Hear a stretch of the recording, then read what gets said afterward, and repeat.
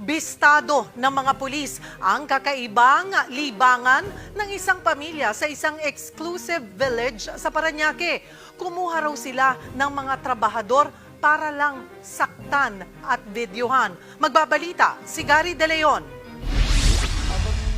Ako hirap na, gapang-gapang na ako.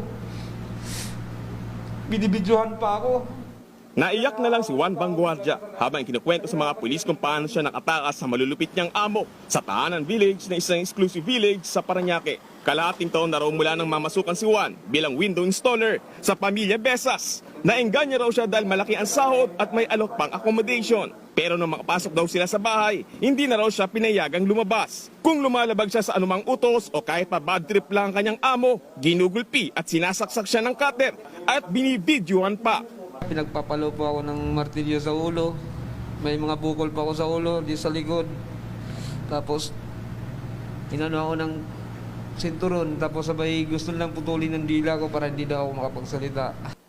Ganito rin daw ang dinaranas ng iba pang mga nagtatrabaho para sa mga Besas. Hindi naman daw sila makapagsumbong sa kanilang mga kaanak o kaibigan dahil bawal silang mag-cellphone. Kaya nito lang Martes, sinubukan nilang tumakas. Pero nung mabuking sila ng amo, dinala pa sila sa presinto. Nireport na siya rito na nagnakaw. Nung amo niyang yan. So ginawa namin, inaresto namin siya rito. Maya-maya dumating itong amo nila, hindi na, patatawarin ko na. Inutos daw ng mga pulis na pauwiin na ang mga manggagawa.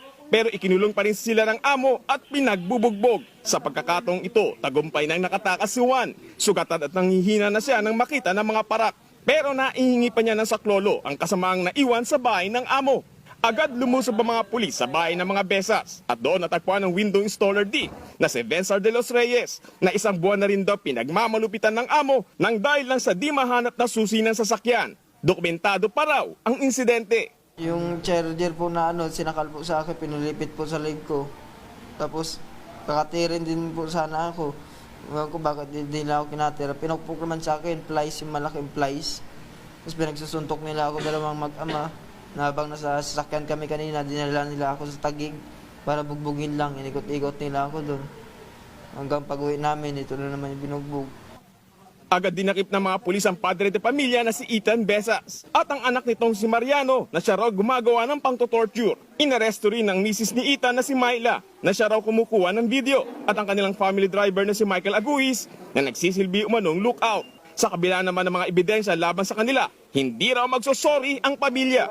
Hindi ako makonsensya kasi wala akong ginawa. Nananawagan ng mga otoridad sa iba pang tauhan ng pamilya Besas na nakaranas din ng torture na magsampa rin ng kaso. Para sa 1PH, Gary De Leon, News 5.